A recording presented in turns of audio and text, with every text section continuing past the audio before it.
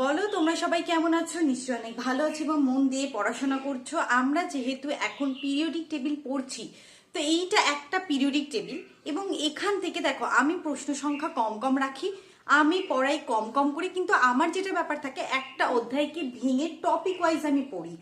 একটা টপিক পড়লাম, আমি সেই রিলেটেড প্রশ্ন উত্তর করাই। পুরো একটা পর্যায় সারণী ধরে তা থেকে প্রশ্ন উত্তর করিয়ে দিলাম, এরকমটা আমি করাই না। কারণ আমার মনে হয় যে পর্যায় সারণী বা ভৌত বিজ্ঞান ওভারঅল যদি ধরি, প্রত্যেকটা টপিক আলাদা আলাদা করে ইম্পর্টেন্ট। যেমন বার্নৌলির উপপাদ্য, এটা নিজে একটা ইম্পর্টেন্ট জিনিস। সান্দ্রতা, পৃষ্ঠটান, এটা আলাদা করে একটা ইম্পর্টেন্স জিনিস। তেমনি আমরা আয়নের বিভব পড়েছি। আজকে আমরা যেটা পড়বো ইলেকট্রন আসক্তি, সেটাও একটা এই জায়গা থেকে আলাদা। আমি এখান থেকে পুরো পিরিয়ডিক টেবিল করাতে গেলে কি হয়, একটা দুটো হয়তো প্রশ্ন তোমাদেরকে করাতে পারবো।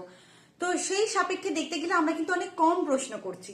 আমার ভিডিওস হতে পারে অনেক ছোট ছোট, বাট আমি যে টপিকটাতে করাই সেটার রিলেটেড কিন্তু সমস্ত যে ধরনের প্রশ্ন আসে বা এসেছে পরীক্ষাতে বিভিন্ন, আমি কিন্তু করিয়ে দিই। তো চলো আজকে আমরা ইলেকট্রন আসক্তি পড়বো, যেটাকে আমরা কি বলি ইএ। আয়নাইজেশন এনার্জিকে আইই বলেছিলাম, তাই তো? তার মানে আয়নাইজেশন এনার্জি। তাহলে এর ফুল ফর্ম হচ্ছে ইলেকট্রন অ্যাফাইনিটি বা ইলেকট্রন গেইন এনথালপি। আয়নাইজেশন বিভবতে কি ছিল, যে কেউ একটা ভূমি স্তরে বা গ্রাউন্ড স্টেটে আছে, সে স্থির, কারোর সাথে রিয়াকশন করছে না, একা আছে। তার সর্ববহিঃস্থ কক্ষ থেকে আমি ইলেকট্রনটাকে বাদ দেওয়ার জন্য যে পরিমাণ শক্তি দিচ্ছিলাম, আর এর ক্ষেত্রে হচ্ছে সর্ববহিঃস্থ কক্ষে, ঠিক আছে, নট এরকম, সর্ববহিঃস্থ কক্ষে একটা ইলেকট্রন অ্যাড করছি এখানে বাইরে থেকে, করার জন্য যে শক্তি রিলিজ হচ্ছে। তবে ম্যাক্সিমাম ক্ষেত্রে আয়নাইজেশন এনার্জির ক্ষেত্রে যেমন প্রতি ক্ষেত্রেই এনার্জি কি হয়, দিতে হয়।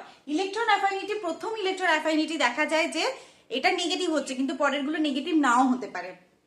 চলো আমরা প্রশ্ন করার সাথে সাথে সেগুলো আলোচনা করে নেব।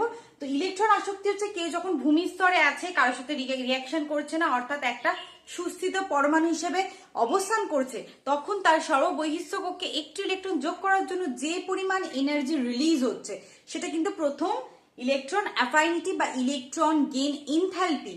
ঠিক আছে, তো এই যে ইলেকট্রন আসক্তি, এটাকে আমি ইয়ে দিয়ে বলবো। এরপরে যখন ইয়ে বলবো যেন ভাববে না যে ইয়ে কোথা থেকে এলো, ঠিক আছে?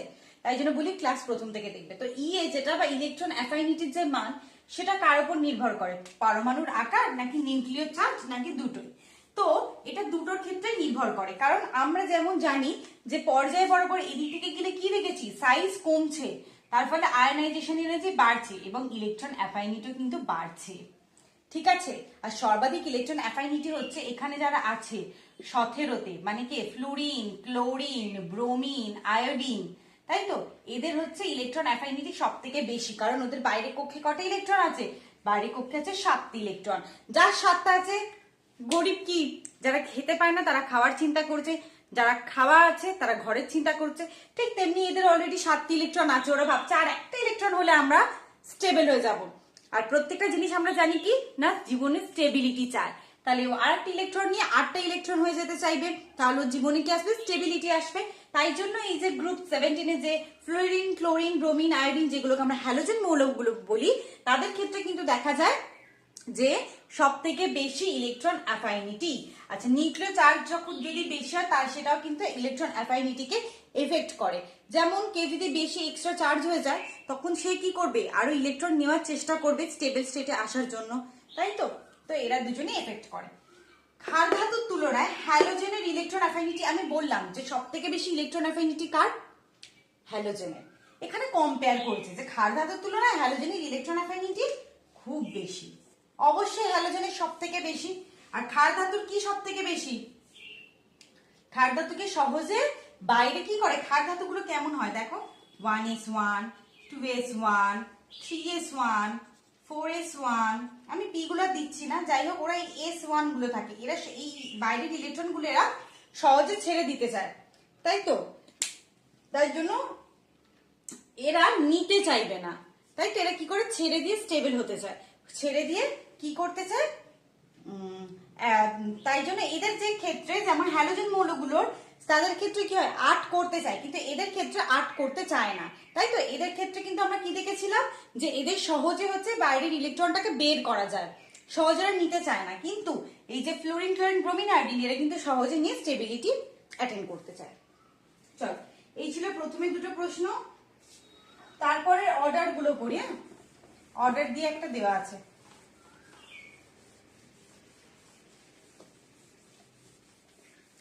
অবশ্যই অর্ডার দিয়ে করবে, কারণ অনেক সময় কি মনে হয় কার বেশি। তোমাদের একটা পোস্ট করেছিলাম আমি এই রিলেটেড, কার ইলেকট্রোনেগেটিভিটি বেশি। এই যে ইলেকট্রন অ্যাফাইনিটির অর্ডার, ইলেকট্রোনেগেটিভিটিও আলাদা করে করিয়ে দেব। ফ্লুরিন, ক্লোরিন, ব্রোমিন নাকি fluorine, chlorine, bromine, fluorine, chlorine. এই দেখো কেমিস্ট্রি মানেই কিন্তু সেখানে কি থাকবে, কিছু একটা থাকবে যেটাকে রুলস ব্রেক করবেই। দেখো তোমাদের মনে হতে পারে এই দেখো এটা তো হবেই না, এটা তো হবেই না, তোমাদের মনে হতে পারে যে ফ্লুরিন, ক্লোরিন, ব্রোমিন এটা হতে পারে, কিন্তু অ্যাকচুয়ালি এর আনসার হবে এইটা। কেন বলো তো, এখানে একটা সাইজটা ম্যাটার করে। যেমন ফ্লুরিন, ক্লোরিন, ব্রোমিন, আয়োডিন, আমি জানছি যে নিচের দিকে যত যাচ্ছে সাইজ বাড়ছে, তার মানে ইলেকট্রন অ্যাফিনিটির মান কি হবে, আরো কম হওয়া উচিত। কিন্তু ক্লোরিনের তাহলে ফ্লুরিনের থেকে বেশি হলো কেন, সেটা হচ্ছে সাইজ ফ্যাক্টর। যেমন ফ্লুরিন তো ছোট ক্লোরিনের তুলনায়, এই দেখো এ একটা আর এরকম। তো কি করছে, ফ্লুরিনের যখন একটা ইলেকট্রন এখানে আসছে, এর যেহেতু কেন্দ্রকটা ছোট না, ও কি করছে ইলেকট্রনটা খুব রিপিল করছে, বোঝা গেল। কিন্তু এর ক্ষেত্রে এই যে ইলেকট্রন যখন আসছে সেই রিপালশনটা বেশি হয় না, কারণ এর ক্ষেত্রে সাইজ বড়। তো এই যে সাইজ ফ্যাক্টরটার জন্য ক্লোরিনের বেশি হয় ফ্লোরিন এবং ব্রোমিনের থেকে, কারণ অনেকগুলো ফ্যাক্টর পর্যায় সারণীতে তাদের রাসায়নিক কি তোমার ইয়ে হবে, ক্যারেক্টারিস্টিক হবে, সেগুলো কিন্তু ডিফাই করে। তো এখানে সাইজ ফ্যাক্টরটা কাজ করে যায়। কার ইলেকট্রন আসক্তি সর্বোচ্চ,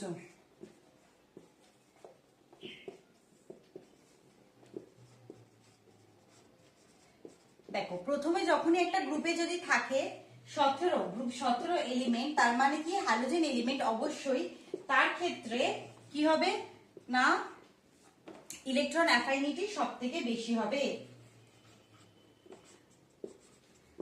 তাহলে আগের প্রশ্নটার উত্তর কি হবে মনে মনে ভেবে নিয়েছো, এবার তাহলে আনসারটা বলবো আমি। দেখো এই দুটোর একই এক্সপ্লেনেশন, এগুলো কিন্তু পরীক্ষায় আসা প্রশ্ন, আমি বিভিন্ন বইয়ে দেখেছি তাই জন্য এগুলো পড়েছি। এখানের মধ্যে দেখো এটা কি নাইট্রোজেন গ্রুপ 15 এর, তাই তো এটাও নয় হচ্ছে 17 নয়, বেরিলিয়াম হচ্ছে 13। তো আমার এখানে গ্রুপ 17 এর একটাই আছে, সেটা হচ্ছে ক্লোরিন, তার মানে তারই সর্বোচ্চ হবে। আর এর ক্ষেত্রে গ্রুপ 17 এর কি আছে, ফ্লুরিন। ফ্লুরিন আর ক্লোরিন একসাথে দিলে কার ইলেকট্রন অ্যাফিনিটি বেশি হতো, ক্লোরিনের, কেন সাইজ ফ্যাক্টর হয়ে যেত ওখানে। ঠিক আছে, এখানে কার ইলেকট্রন আসক্তি সর্বোচ্চ সর্বনিম্ন এইগুলোই কিন্তু দেয়, এই অর্ডারগুলো আমাদেরকে জানতে হবে। আচ্ছা, নিষ্ক্রিয় গ্যাসের ক্ষেত্রে কি হয়, নিষ্ক্রিয় গ্যাসের ইলেকট্রন অ্যাফাইনিটি কি, 0, খুবই উচ্চ, নেগেটিভ নাকি পজিটিভ। দেখো নিষ্ক্রিয় গ্যাস মানে কি, তারা হিলিয়াম, নিয়ন, আর্গন, ক্রিপ্টন, জেনন, রেডন, এরা কত নম্বর থাকে আসলে এদের সরবহিষ্ঠ কক্ষে, হিলিয়াম ছাড়া, হিলিয়াম আর নিয়ন তাই তো, ওরা ছাড়া কিন্তু বাকি সবারই কিন্তু অষ্টক পূর্ণ থাকে।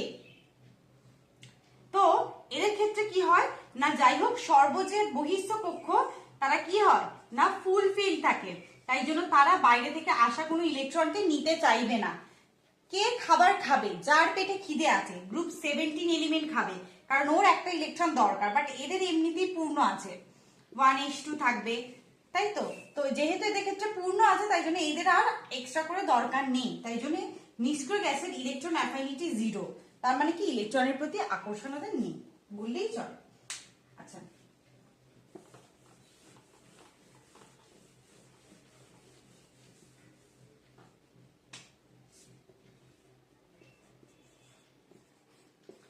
কার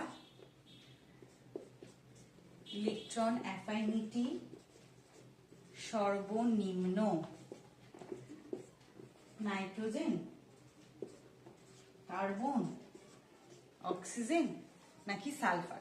আচ্ছা, আমি যত বাঁদিক থেকে ডান দিকে যাব, তাই তো বাঁদিক থেকে যত ডান দিকে যাব কি হবে, তত সাইজ কমবে, তার মানে ইলেকট্রন অ্যাফাইনিটি বাড়বে, তাই তো। তাহলে যত এই দিকে আছে বাঁদিকে আছে তার ইলেকট্রন অ্যাফাইনিটি সর্বনিম্ন, তাহলে কার্বন এইদিকে আছে, তারপর নাইট্রোজেন ওইদিকে, অক্সিজেন সালফার তো সেই গ্রুপেরই। তাহলে আমি এই দিক থেকে এদিকে যাচ্ছি, তার মানে কি সাইজ আস্তে আস্তে কমছে, ইলেকট্রন অ্যাফিনিটি বাড়ছে। আমাকে জিজ্ঞাসা করছে সর্বনিম্ন, তার মানে এইগুলোর মধ্যে কার্বন সর্বনিম্ন। তোমাদের বইতে দেখবে সেই চার্টটা আছে না, যেখানে সে একটা চার্ট করে করে দেখে বাঁ দিক থেকে ডান দিকে গেলে ওই যে ইয়ে হয়, কমছে বাড়ছে, ওটা দিয়ে আমি তোমাদেরকে একটা এমনি শর্টস বানিয়ে দেবো, নইলে পরে দেখে নেবে, বইতে দেওয়া আছে ওটা। বাঁ দিক থেকে ডান দিকে গেলে সাইজ কমছে, উপর থেকে নিচে নামলে সাইজ বাড়ছে, সাইজ কমলে আয়নাইজেশন এনার্জি বাড়ছে, ইলেকট্রন অ্যাফিনিটি বাড়ছে, ঠিক আছে। এগুলোই কার ইলেকট্রন অ্যাফিনিটি সর্বোচ্চ, সোডিয়াম, সালফার, ম্যাগনেসিয়াম, অ্যালুমিনিয়াম। সর্বোচ্চ বলেছে মানে ওই দিকে কি আছে, এ আছে কোন দিকে, হাইড্রোজেন, লিথিয়াম, সোডিয়াম এই দিকে আছে। তারপরে কি আছে, বোরন, অ্যালুমিনিয়াম, এ আছে group 13, boron, aluminium, gallium, thallium. Magnesium তার আগে আছে, সব থেকে ওইদিকে আছে। ডান দিকে কি আছে, সব থেকে ডান দিকে আছে সালফার। ওইদিকে গেলে কি হচ্ছে, সাইজ হচ্ছে কমছে, তার মানে হচ্ছে ইলেকট্রন অ্যাফাইনিটি কি হবে, বাড়বে। তাই জন্য যত দিকে গেলাম তত ইলেকট্রন অ্যাফাইনিটি বাড়লো, ঠিক আছে। তো আজকে এই কটা প্রশ্নই ছিল। তাহলে আমরা কি কি জানলাম, ইলেকট্রন অ্যাফাইনিটি মানে ইলেকট্রনের প্রতি আকর্ষণ। কে ইলেকট্রনের প্রতি আকর্ষণ সর্বাধিক দেখাবে, যার একটা হলেই তার জীবনে স্টেবিলিটি চলে আসবে, তার মানে কি হ্যালোজেন মৌল।